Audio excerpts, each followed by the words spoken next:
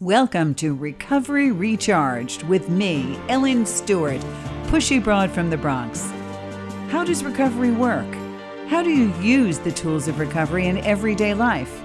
How do you help someone who is learning to overcome addictive behaviors? The Pushy broad from the Bronx is here to talk about recovery in a language that we can all understand. Be prepared for real change by recharging the way you think, feel, and act. It's time for Recovery Recharged with Ellen Stewart, Pushy broad from the Bronx on TransformationTalkRadio.com. Welcome, Transformation Talk Radio listeners. My name is Ellen Stewart, and I am the Pushy broad from the Bronx. I am so delighted to be here on my show today, Recovery Recharged, co-hosted with the fabulous Dr. Pat. How are you doing? Yeah, it's a good one. It's a good one. It is a good one. I just want to let you know that sometimes there are books that really make an impression on you, and sometimes there are books that absolutely blow you away. And I have the author of this book today. I can't wait for you to hear from Andrew Kap, who has written a book called The Last Law of Attraction Book You'll Ever Need to Read. What a mouthful that is in itself. On top of which, he adds a note to that book, which says the missing key to finally tapping into the universe and manifesting your desires. So I can't wait for Dr. Pat and I to talk to this wonderful author. Let me tell you a little bit about Andrew. He's an experienced entrepreneur. He's got this #1 best-selling book, and he also has helped lots of people with this book, entrepreneurs attracting and manifesting money, relationships, health, and success, the success they've always dreamed of. He also runs a popular YouTube channel, and he provides fun and unique explanations on how easily to use the law of attraction in simple and powerful ways. And I know, Dr. Pat, a lot of your shows on TTR talk about the law of attraction. What do you think about it? I think it's one of those things that initially the idea of the law of attraction was a number of different words without really touching the emotional side of it. And I think we've learned a lot about it. We've learned a lot about what it is. We've learned a lot about how it works, and we've learned a lot about what it doesn't do. And so, the most important thing for me is I've learned how impersonal it is. But today, I want to hear from our very special guest today. We absolutely do. And I want to talk a lot about what he has to say and also how I use the law of attraction book with my recovery clients. So that's a very interesting thing. So Transformation Talk Radio listeners, Recovery Recharge, Dr. Pat and I welcome Andrew Kap. How are you, Andrew? I'm doing great. Ellen and Dr. Pat, thanks so much for having me. I'm very excited to where this conversation might go. I'm sure there are endless possibilities here. So thank you so much for having me. And I'm looking to go into whatever road you both might want to walk down on this. And all roads lead to home. There you go. There you go. Without a I doubt. heard that somewhere. So let's start with the first question. Andrew, we all want to know what made you write this book? So this will be the challenging part of making this a short explanation, but this will probably be the longest answer for the entire interview here. You're talking before, Ellen, about me being an entrepreneur, and I think a lot of entrepreneurs can relate to that idea of having to kill their own dinner, so to speak. And I was one of those people. It's like you don't count on the steady paycheck for your business, or if you're a salesperson, you have to bring in that money. And I think a lot of people in that area of life, among others, they find themselves seeking out positive modalities that include the law of attraction. So for me, law of attraction was one of many things I discovered probably 16 or 17 years ago at this point. And it was one of those things where, I heard it, it made sense. I did it, and I would succeed, and then I would fail. And it was kind of inconsistent. And I would later find out that I was the one who was being inconsistent, because a couple of years later, I kind of worked to the point where that first business, it kind of came to a head where I had a bad week, and I lost that business and my girlfriend of 3 years all within the span of 1 week. I think probably with a span of 3 days, actually. And Ellen, we had this conversation before. She didn't just break up in person or even over a phone call. She broke up over text, which that's how bad it was. I mean, 3-year relationship, that and losing my company. And I had to look in the mirror and say, something's not working here. And I almost had like this epiphany of like, well, that law of attraction thing kind of worked whenever I actually did it. And I was just stubborn and indignant enough that I'm like, listen, I'm just going to go all in with this. And I was even with the attitude of like, I don't care what happens or how it happens or when it happens or why it happens. All I know is I'm going to go all in, which is really just another way of saying I'm making sure 5 to 10 minutes every single day, I'm going to engage in a gratitude process or a visualization process or whatever it was that used to work until I stopped doing it for some silly reason. And because I was so stubborn and indignant, I held to it. And the results were miraculous. Like within 2 weeks, I felt better, which I think everyone can say that means a lot with a broken heart. Within 3 months, I'm in a brand new, way healthier relationship and I'm over my ex. Within 4 months, I'm making more money than at any point in my life before then. And within 6 months, everything's different. I'm in the best shape of my life. I'm waking up happy and fulfilled. And I learned through that life experience, not another author, not another book, not a video, not a mentor, but through the life experience that, at least for me, if this is the law of attraction or whatever it might be, it works when you work it. And it wasn't until 11 years later, I'd been doing all different things in my business. I'd been following this path in my life where I said, I want to do something new. What can I do in my business, to be candid, that I'm not going to get bored? I'm not going to get impatient. I can actually really dive in and really be passionate about it. And I said, okay, this law of attraction thing, this has been such a big part of my life. Can I finally give myself permission to say, yes, I can articulate this. Yes, I can deliver a message in hopefully a way that people will be able to hear and implement it. And it was of that attitude. You can see this big, bold mouthful of a title, the last law of attraction book you'll ever need to read. I wanted it to be that thing where people would finally get what they needed from it if they were following the law of attraction, where they would just do it long enough and they'd give themselves permission long enough to get a result. And then just like me, it wouldn't be the book that taught them. It wouldn't be me as an author. It wouldn't be anything other than their life experience. And, you know, I released it late 2019 and I've just been off to the races ever since. And that will hopefully be my longest answer of the entire show. Well, I'm not so sure, because I think one of the things, and thank you for that long answer, because that long answer is an answer that so many people relate to. You know, one of the things I was reading in your book was when you pointed out, and I just circled it, that there are 2 kinds of people, I think you say, or 2 types of people that find their way to the book. There are those that are brand new, have never heard law of attraction before, and there are a lot of people that have not. And yet there are those that have been aware of it, but just have not found a way to put all the pieces together. And I think about that, and that's why I was excited about the book, to say the last one you'll ever need, because no one ever went back to people after The Secret and said, you know, there's a couple of pieces that are missing, right? And I want to ask you this, in writing this, what kind of challenges in your life did you bump into to really come to that realization? Well, the challenge was for me that where I came to the realization was really in the fact that those early years, it wasn't working the way it was supposed to. And then all of a sudden it did. And me being not only being like you know, I'm sure a lot of entrepreneurs can relate. I can be really obsessive about details. I'm also obsessive about human nature and the way the mind works. And I was very curious in that point. It's like, okay, what's the difference here? Like, what happened? Like, how did this finally end up like clicking, so to speak?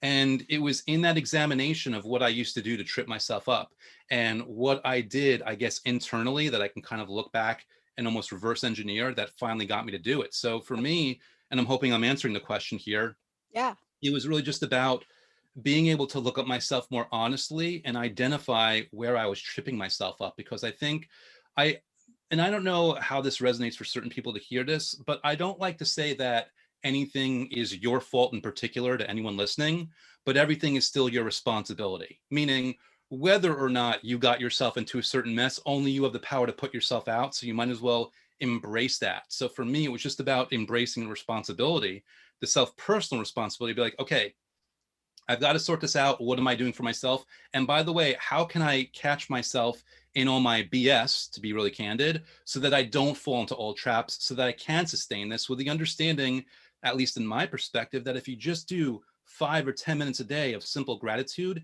it's going to basically kind of reset you. Whether you believe in the law of attraction, you're resetting yourself energetically, or you don't, and you're resetting yourself psychologically. That's the beauty of this. This transcends whether you believe in the law of attraction or not. You know, Yeah. it's very interesting what you say, and the Dr. Pat's question was a good one, because in recovery, at the end of a meeting, we say it works if you work it, right? It works if you work it. And what Andrew's basically saying is, if I don't work it the right way, it's not going to work.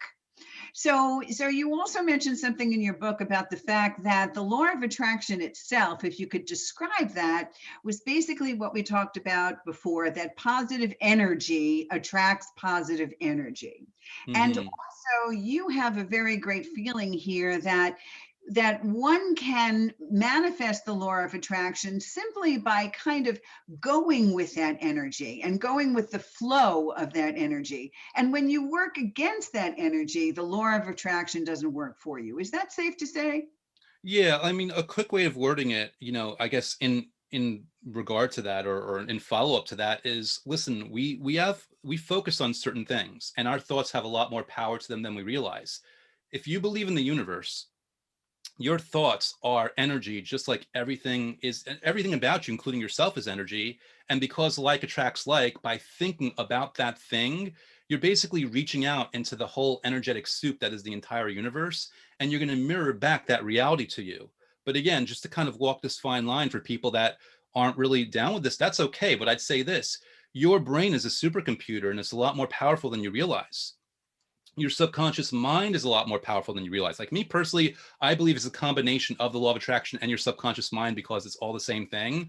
But regardless of which way, I mean, the reason that when people think about their job promotion, for example, and then it comes, versus people that keep thinking about it and it doesn't come, is because those people that are thinking about that job promotion that they want with impatience or frustration or fear or uncertainty or doubt, they're not thinking about the job promotion. They think they are.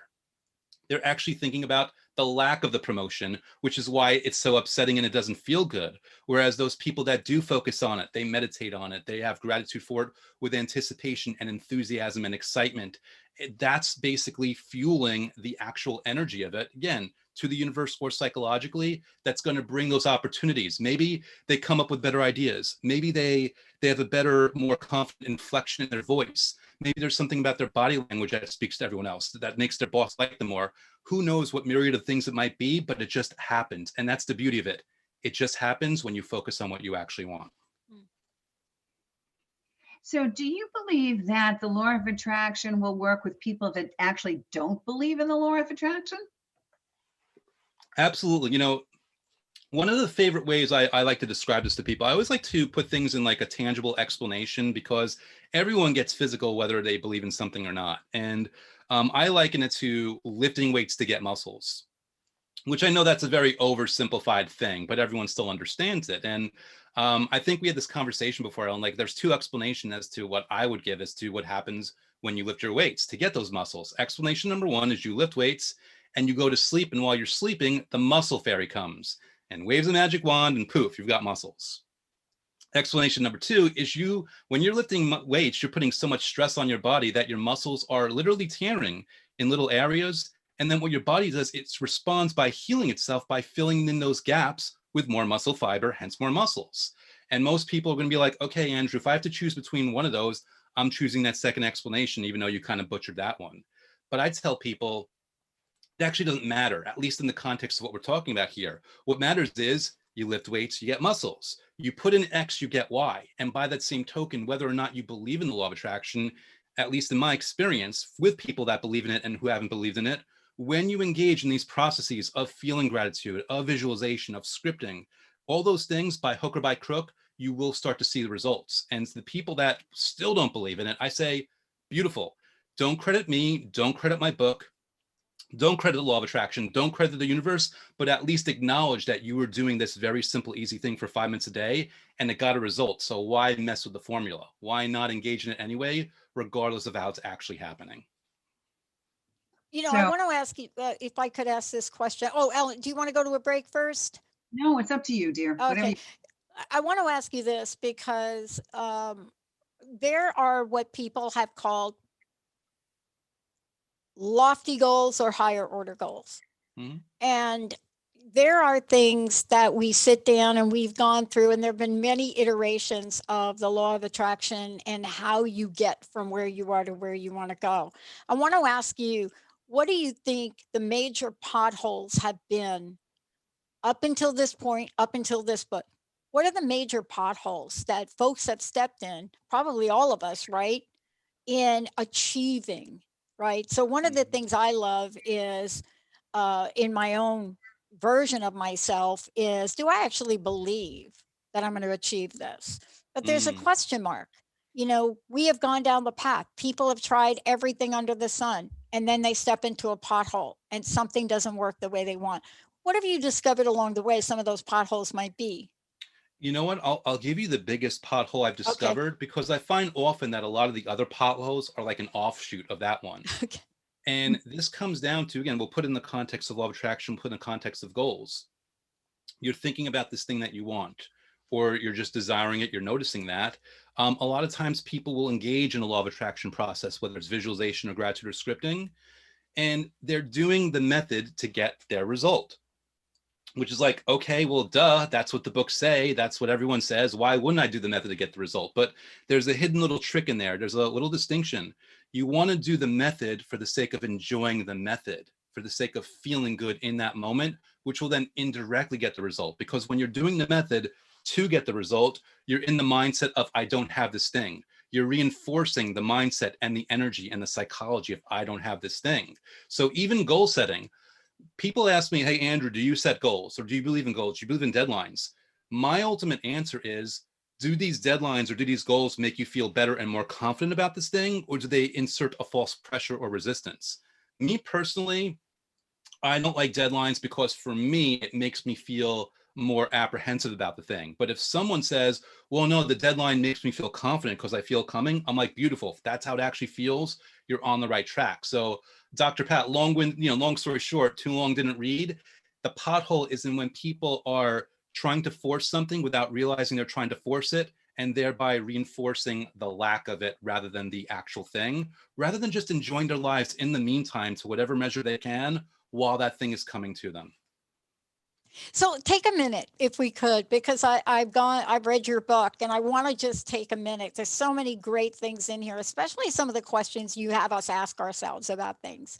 But give us your short version, if you could, Mhm. about the law of attraction and what you've discovered. And the reason I'm asking this question, a book came across my desk, I don't know how many interviews ago. It had to be, I don't know, maybe 8 years ago. And when I got the book, I thought, there's no way this book works. I mean, I could hear myself say it. And the book was called The Only Little Prayer You'll Ever Need. And I thought to myself, that can't be correct. Mm. But I did find out it really is the only other prayer you really need. And then when you read the book, you'll know there are multiple versions of the prayer. But there were many ways that people attempted to believe something and achieve it and did step in that pothole. So, Mhm. from your perspective, you now talk about the law of attraction, in my opinion, in a way that pretty much this is going to be the slide and glide to manifestation. So, give us your perspective on the law of attraction. Right. Well, the law of attraction, basically, you are going to attract what you think, whether you realize that you're thinking it or not, whether you're focusing on it consciously or subconsciously. So for me, I'm a strategy guy. I would say with that understanding that the law of attraction means you're going to do it, I asked the question of myself and anyone reading, what can we do strategically to therefore, with that understanding, focus ourselves in a positive way, focus on the things that we want? And for me, it comes down to gratitude for the most part, or things along that nature, because that's just a way of telling the universe or your subconscious mind or a combination that you have what you want, that you attract what you want. So it all comes down really to feeling good while thinking about what you have or what you want, or a combination of both. That's all it comes down to. And even you were saying about like this missing little piece, or this missing prayer. For me, I mean, I think I put like 19 methods in there. I only do that because people have different personalities and they might want to go about it differently. Any one method, whether it's my book or someone else's, as long as you feel good while thinking about what you have or what you want, or both, that's all there is to it. And by the way, that's a little trick. People make this more complicated than it needs to be. It is that simple. It's as simple as enjoying life in the moment as much as you can, and strategically inviting more by feeling good in that moment. I think for us, I understand it really, really well, because I know when I apply it to recovery, I use the third step, Dr. Pat. It's my let go, let God portion of this. And I think that the law of attraction works for me, not only because I extend positive energy outward, but I am prepared for what the universe is going to deliver for me in a positive way. And sometimes, as Andrew has said before, it's not what I originally intended. But the law of attraction seems to work the best when you are open to the positive flow of the universe. And that's what I got from your book. And that's what I got from the way you described your book. That if positive energy is out there, that the universe or my higher power or the good intentions that I spread will bring me back good intentions, sometimes beyond my wildest dreams. And sometimes far exceeding my original expectations of need. And I think that's why people sometimes get jammed up, because they don't realize what's coming to them is not always exactly what they thought they wanted. So they close their mind and their body off to it. And and I've had similar circumstances. I had no idea that Andrew would agree to be on our show today. None whatsoever. I was reading his book and I had a question, and I looked online and it says, please email the author, which I did. I emailed Andrew. I said, I have a question about your book. And he answered me right away. And like, I didn't expect that. It's, I just wanted an answer. I thought his people would get back to me. And when he answered me, I said, you know what? He'd be great for Transformation Talk Radio. And I asked him to be on the show. And he said, without a doubt, he would do it. I had no intention of that happening, but positive energy out there brought a positive energy back. So if we can stay with an open, positive mind, I think that's how the law of attraction works the best.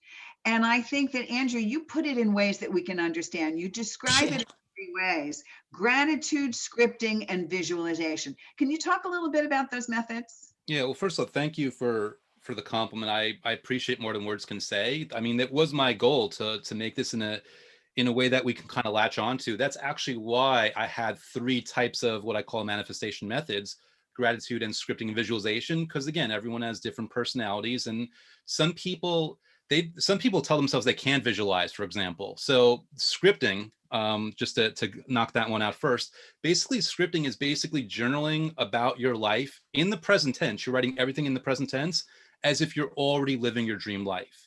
And that's something that's good for people if they like to handwrite, or maybe they like to type, or maybe they don't like to do either of those things. They can speak it. They can do spoken scripting, which, by the way, is a backwards hack for people that say they can't visualize. I'm like, okay, do that.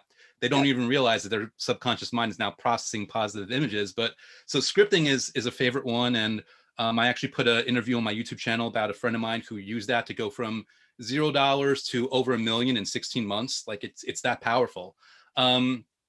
Visualization, for the people that like that, it's really just, like what it sounds like, whether you close your eyes or not, you envision whatever situations you want.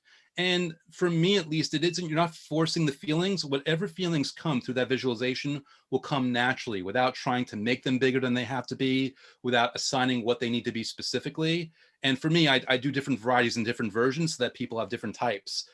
Gratitude, of course, it is what it sounds like. It's putting yourself through a process where you give yourself the opportunity to feel gratitude and appreciation for whatever you might be focusing on, whether it's something that you have already, or whether it's something that you want, or whether it's somebody in your life, or whether it's something about your job, or whether it's an aspect of your health. Like, there are no limits. That's the beauty of all this. There's no limits. Whatever you can do through these 3 ways to feel good, that's all that it comes down to. And again, we all have busy lives. We can't be doing this for an hour. 5 minutes really is enough to set the tone of what you want for your energy or your mood or your biochemistry or your psychology or whatever makes the most sense to someone listening to this. Yeah, one of the things I want to talk about when we come back is I want to talk about the way that you take us literally by the hand, if I do say that. And I want to say that because what I love about this approach is you don't assume that anybody has any experience with the law of attraction. And so in your book, what you're coming at is, look, do this now. Take a moment, close your eyes. So you're introducing folks to a clean sheet, a canvas that has no paint on it. And as you do that, and I want to acknowledge you for that, because a lot of the books that have come out over the past 10 years assume people have something on their canvas. And you acknowledge the fact that we can create from a clear white canvas. We can create. And then here's how you do it. When we come back from break, I would like to talk with you about one of the statements in your book. Everything is energy, and the promises in the 12-step program. Ellen, what do you think? I think that's a great idea. All right. For those of you just tuning in, first of all, let me say we're really thrilled today to have Andrew Kap joining us here today. The book is the last law of attraction book you'll ever need to read. And so, Andrew, what is the best way for people to get this copy of the book? I know I got my Kindle version of it, but how do people get it and how do they find out about you? Yeah, thanks for asking. You know, I always have two links for people. The first one is lastlawofattractionbook.com, and that auto forwards to the Amazon listing where you can get it in Kindle or paperback or audiobook if you prefer to listen. But people that, if finances are tight and they don't want to pull out their wallet, you can just go to youtube.com/Andrew Kap, and that's where I give them my free content. I'll teach new methods and try to make things a little bit interesting so that it latches on and gives people a new perspective of the law of attraction. And when we come back too, we're also going to talk about why this book and what Andrew's talking about works even in the pandemic. Ellen, how do people find out more about you and your work? Well, I'm doing a special 30-minute free session for COVID stress relief. So please come to pushybroadfromthebronx.com or call my 800 number, 800-889-1757. Take a complimentary 30-minute session with me and alleviate some of the stress that's happening around us today. Yeah, we've got a lot to talk about right now. When we come back, putting the methods to work. How do they work? Could they work in addiction and recovery programs? And what are the examples of how they work? For those of you out there, Andrew's got the book to guide you through it. When we come back, we're going to talk story. We'll be right back.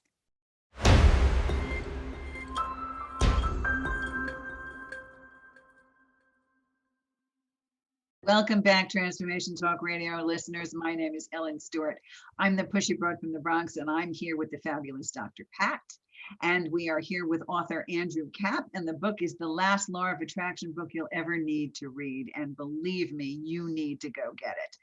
And we're going to talk a little bit about how this book specifically has resonated with people in recovery and something that I use in terms of working with recovery individuals.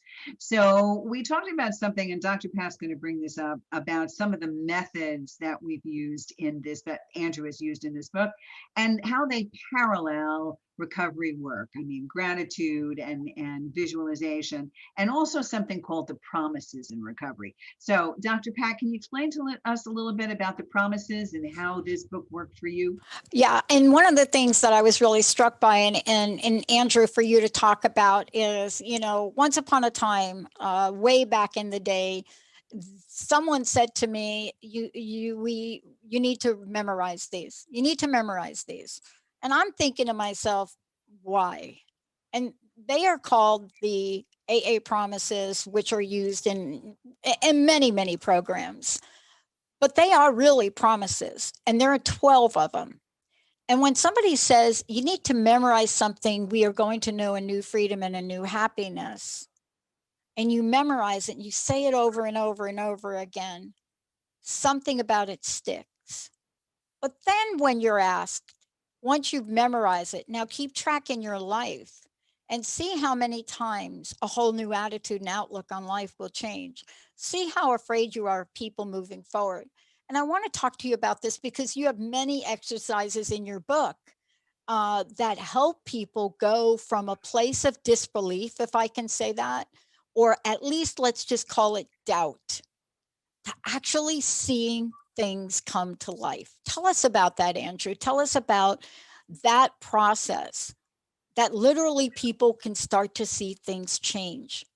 Right. Well, you're just talking how you were told to memorize these promises. And I hear that and I'm like, okay, here's a version of somebody in service to you and to the best of their ability, laying out a foundation of information that's going into your brain. And that was really the approach that I wanted to take with this book. For me, everyone writes books in their own way. And some people, they just want to be smart. Some people want to make an impact.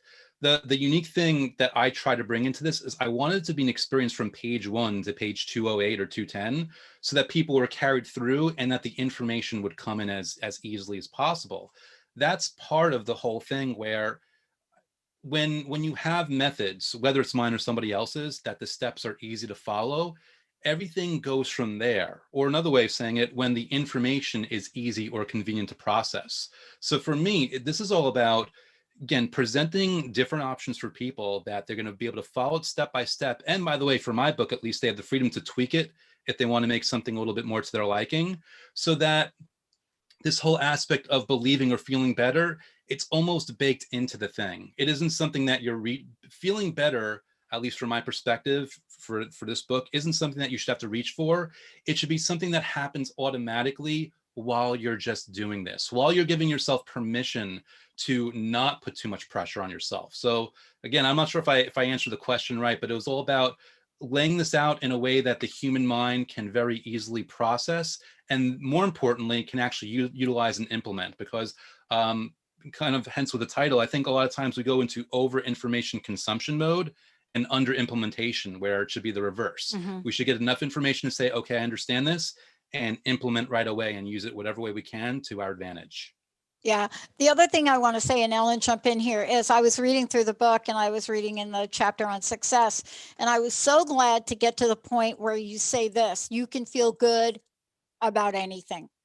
Yes. Ellen, talk about emotions a little bit, because right out of the gate, Andrew, you're like, you can feel good about anything. Boy, that right there is like a gold nugget. It really is. And I think that's kind of the combination between the two things. Just by putting positive thoughts into your brain automatically puts across positive feelings. And I think that's the thing that Andrew is saying. It becomes intrinsic. It's not forced. So when we memorize the promises and we don't maybe believe it right up front, our recovery tells us to act as if. Begin to say it over and over again, which is what Andrew teaches us by scripting, right? We know what we want. So we turn around and say, I want this to come to pass, or it has already come to pass, because he talks about some of it in his time lapse method to talk about it as if it has already happened to you. And that automatically generates a positive feeling as if it has already happened. And that's something that we really have to master in recovery, because our feelings can sometimes go in the opposite direction so quickly. So it's really good to have the tools to be able to turn our feelings around to a positive notion and a positive force. It's very real for us. Mhm. Andrew, Mhm. I don't think I want to ask you this as a follow up to that. I don't think there's any mistake that this book is out in the middle of a pandemic. Hmm. It's funny how that works. I published it a couple months before things hit. I had no idea that that was going to happen. But I think actually, whether it's my book or anything, things happen for a reason, but sometimes we don't know the reason. And, just like, kind of like along the lines of what Ellen was just talking about, I think sometimes, if someone's looking for the love of their life, for example, and, they can focus on that. They can have, go into gratitude and scripting and visualization methods to enhance romance in their life. But by that same token, the fact that they want that, if they spend every day feeling good about any other part of their life, they would still be inviting that. I think that's the beauty of this. Like, there's so many possibilities and so many ways by which good things can happen. And I also think sometimes, at least, for the real, like the complicated, weird stuff that's like out of reach, I personally like the idea that I can't quarterback the whole thing myself. I like the idea that I can't think of every last step, because the steps will come to me. I will understand over time only if I'm focused on the good thing, whether it's the universe bringing me a coincidence or whether I have a really good idea and I'm inspired to action. There's so many different combinations, but the fact that I don't know ahead of time, I just know that it's going to be okay. I'm just stepping into that power of I am, which is, oh my God, if people only realized the power of making that claim of I am, like, I am on this path of a better life. I am on this recovery road. They don't realize that isn't a lie, whether it feels like one or not. It's an actual real power that they are creating within their lives and basically the world around them. It's an unbelievable, amazing thing that to this day I still don't understand completely, but I appreciate wholly. So would you do me a favor, Andrew, and give us a really specific method that people can take away with today? One of your favorite methods of law of attraction for us to practice? Yeah, I'd love to sneak two in. I'd love to sneak my favorite one from the book, but then I want to tell everyone the one that I'm doing every single day for myself these days. That way, Great. little extra value here, right? So the one from my book, my favorite one, is one of the gratitude methods. It's called the time lapse. And it's pretty simple. You're going to write down a list of 15 things that you're grateful for. 5 of those things are from your past, 5 of them are from your present, and 5 are things that you want in your future. The key of all this, though, is they are all going to be phrased out in the present tense, so that if you read this out to somebody, they wouldn't know whether it's happening or it has happened. Like, they wouldn't know. They would just know, okay, it must be a real thing now. So you've got these 15 things. They're phrased in the present tense, and you're going to want to jumble up your list. So maybe the first thing is a present, followed by a past, followed by a future, another present, who knows? And with that list all jumbled up, everything in the present tense, you're going to read through each one and give yourself 20 to 60 seconds to feel gratitude for it. And the beauty of this method is, 2/3 of that list is real. It either has happened or it is happening, meaning the gratitude that you can experience for that, it isn't something that you have to manufacture. There's a certainty and a power behind that, it is what it is. And because humans, we don't shift, our minds don't downshift very easily, those future things that are interspersed are going to have a certain confidence and certainty to them also as you're reading them. And it just feels good. That's the beauty of this. Let's say that I'm lying or I'm deluded and that the law of attraction isn't real. You're still taking a portion of your day where you're feeling good, away from your stresses, away from your worries, away from your doubts, away from anything else. You're giving yourself this gift of a calm, peaceful moment where you're altering your body chemistry in a positive way. You're reinforcing neural pathways in your brain towards positive emotions just by doing this thing. So it's a win no matter what. But the really cool thing is, at least in my experience, is when you do this consistent without needing a result, without requiring it, but just inviting it, amazing things will happen as well. And again, it's pretty easy. But also to quickly tell people what I do every single day, because even that, like, for me, it's all about convenience. What method can you do that will fit into your lifestyle, whether you're really on the run or you have 15 minutes to do it, like whatever it might be. So one thing I do every single day is I record a message on my phone of all the things that I'm grateful for. And, maybe it's 1 minute, oftentimes it's 5 or 6. And I send it to my friend across the country who does the same thing for me.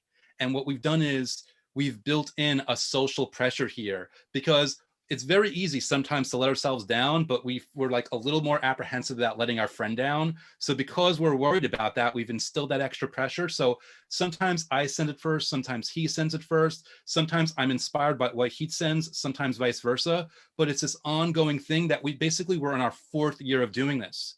Meaning, when I've said to him, before the book actually came out, I'm so grateful for that this book is getting so many 5-star reviews. I'm so grateful for all the positive emails. I'm so grateful for the impact. It felt very real, and I'm still saying that today. It's still in the present tense. He can't tell the difference, but we've seen each other grow in so many ways and all these things that we've doing over the past 3+ years into this 4th year now. And it's an amazing thing. I highly recommend, if you find someone that can do it with you consistently, to have that back and forth, because your life will never be the same. Well, gratitude certainly works, and especially in recovery, right, Dr. Pat? Yeah, I think the thing for me is I alluded to the fact where that book that I mentioned, the takeaway was something that, just like you're talking about today, are you willing to start out with gratitude, right? Are you willing to take the first step? So what was interesting is thank you, God, was the prayer. At the time, it was the only thing I could really muster up. And the challenge I had was 70 times a day for 70 days. That's all I'm going to say. It didn't matter. If somebody burns the toast, thank you. And it could be thank you, God, thank you, universe, thank you, whatever you believe in. And what I discovered is all of a sudden it became automatic. I didn't have to think, did I say it 70 times? I remember early on trying to count and then think, oh my God, I don't know. And then I would start over. And, you know, the thing that I love about what you talk about in the book is you say right at the top of the page, put your gratitude. Mhm. Tell us about the energy of that, because you also talk about, Andrew, the fact that everything is energy. Talk about the energy of gratitude. Yeah, well, I mean, imagine when you're first becoming an adult and you're facing whatever the hardest times are in your life as you're an adult now, as the weight of the world's on your shoulders, and someone came to you and said, listen, I've got a secret formula. All you have to do is feel good about stuff and things are going to get better and better. You'd be like, what? That's too good to be true. But the thing is, it actually is true. And the thing is, like, we are the energy when we become the energy of gratitude, which is just another way of saying we embrace it and we are willing to allow ourselves to feel it. And we're also willing to not judge ourselves or shame ourselves if we don't feel enough of it. Like when we can be just totally open and basically open to the idea that we're feeling whatever we can, we become that energy and we invite that energy. It almost becomes like a chicken and an egg sort of thing where you just are. You are better, you are happier, you are more fulfilled. And it's something that kind of builds on itself and grows more and more and more just by taking that time out or making that decision or making that choice to say, I'm going to engage in this process and invite the energy, knowing I'm surrounded by this energy no matter what. So I might as well embrace it and I might as well enhance whatever I can and invite more of it into my life. And that's really important because we understand how to manage positive energy and positive thoughts. And when we combine what we know or what we believe might work with what the universe is going to do and allow ourselves to have that combination of energy, it works in a positive way. But when we're in recovery and sometimes in the depths of recovery and questioning everything that's happening because we're not sure, one of the things that we suffer as active addicts and alcoholics is we are sometimes slaves to our ego. And to actually work out here the difference between our conscious mind, our ego, and our subconscious mind. So can you talk about that in terms of law of attraction? Yeah. So, I mean, the way I describe it in my book, we've got three minds. We've got the subconscious, we've got the conscious, and we've got the subconscious. And right in the middle, we've got what I define as the ego. And it's kind of like, it's interesting that the ego's in the middle because the ego really is stronger than the conscious mind, but the subconscious mind is stronger than everything. In fact, Dr. Pat was kind of speaking to this about repeating that thing until it became automatic. Now, getting back to the ego as I describe it, it's only got one job in this world, and that's to keep you alive. That's all it all cares about, is that you are surviving. And this is really important because, you know, someone out there might want to be rich or famous, right? But for all your ego that wants to keep you alive knows is that if you become famous, you're going to get a bunch of stalkers, and that's a threat to your survival.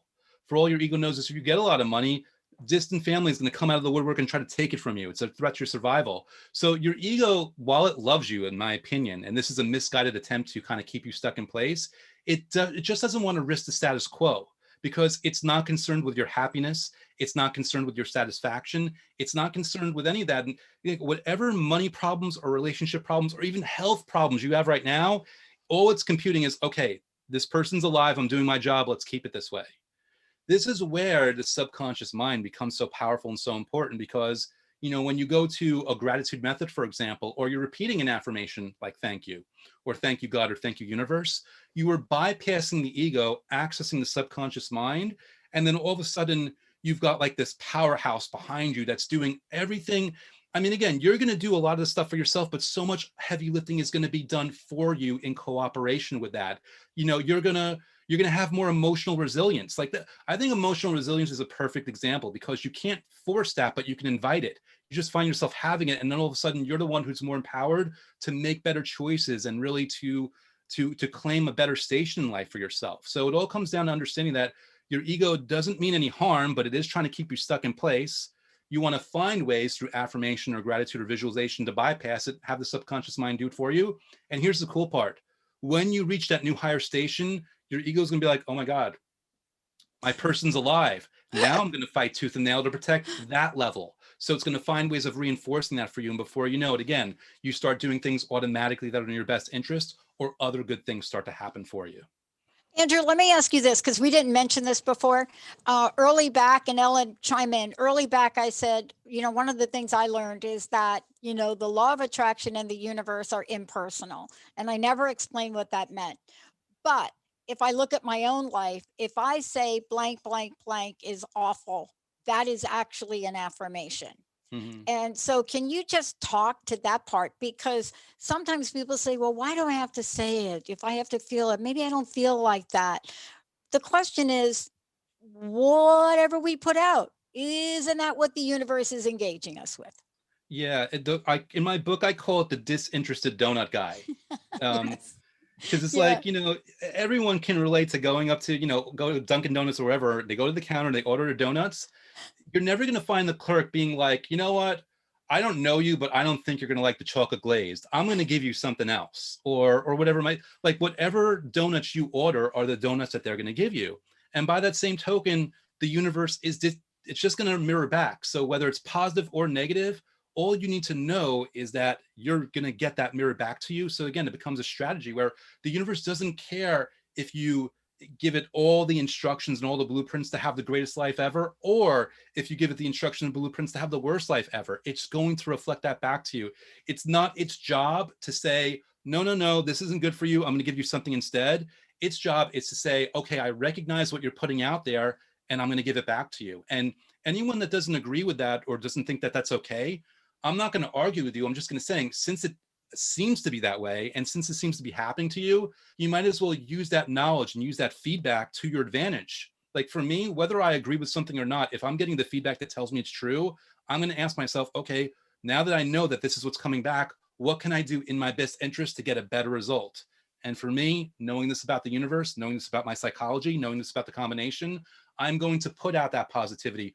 I'm going to do what I can to not judge people so harshly, because I know that that's going to come back on me. If I'm looking for the love of my life and I see a happy couple, I'm not going to be jealous of them. I'm going to say, thank you, universe, for showing me this example of what's on the way to me.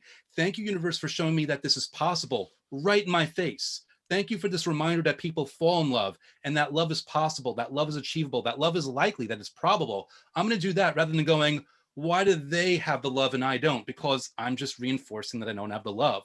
It all comes down to strategy. It all comes down to understanding. That's the beauty of this. Once you know that, you are in the driver's seat. And that comes back to the responsibility where you could really empower yourself and love yourself enough. That's what it comes down, loving yourself enough. And you are worthy to know that you're worthy and to invite those better things by just focusing on better situations, better scenarios, and better thoughts. Wow. I know. And in the beginning, especially in early recovery, we have to understand, we have to kind of follow direction. We kind of have to do constant affirmations, like you were constantly memorizing the promises, even in the beginning, if you didn't want to, but those messages were coming into your brain in a positive way. We were turning it over, so to speak, like we do in the first, second, and third steps, turning it over and realizing that a power greater than ourselves could possibly restore us to sanity if we went with the flow. Okay. So that's kind of the beauty of the whole thing with affirmation work and with gratitude work and everything that basically the 12 steps instill in a very practical way. And what Andrew was telling us is that you don't necessarily have to follow the law of attraction techniques perfectly, right? You don't have to do things step by step in order for things to happen. Is that right?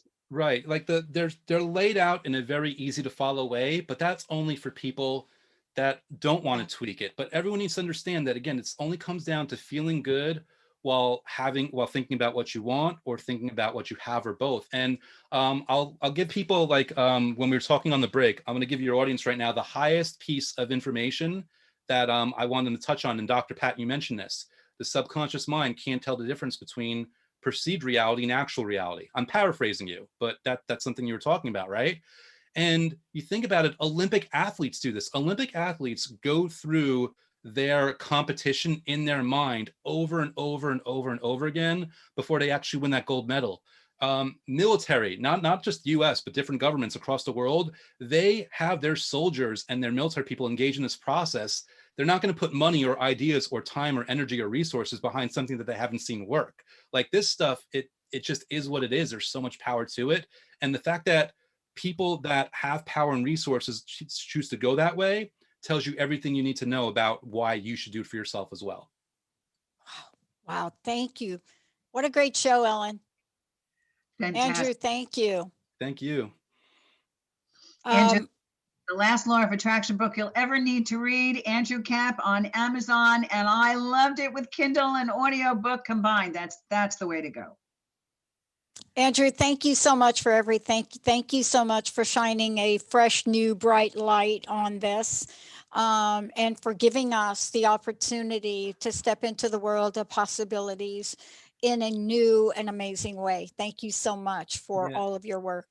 Ellen and Dr. Pat, thank you so much for having me, and thanks to your audience for listening and for loving themselves enough, seriously, to listen to these things. Because if you're listening right now, that's your indicator that you love yourself and you want more for yourself. Otherwise, you would not be listening. So thanks to both of you, but especially thank you to the audience who cares enough about themselves to listen to all these episodes and everything that they do for themselves. Oh, yeah. Best audience on the planet. Ellen, great show. Thank you. Fantastic. Have a great week. Thank you, everybody. Pushy Broad from the Bronx. I'm Dr. Pat. Andrew stepped into the world of the law of attraction. Step into it fully. Step into the idea that you are all you need to be.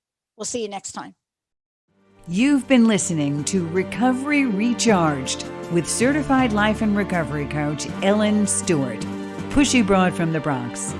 Don't miss your next opportunity to let me help you recharge your recovery, let go of your secrets, and change the way you think, feel, and act right here on TransformationTalkRadio.com.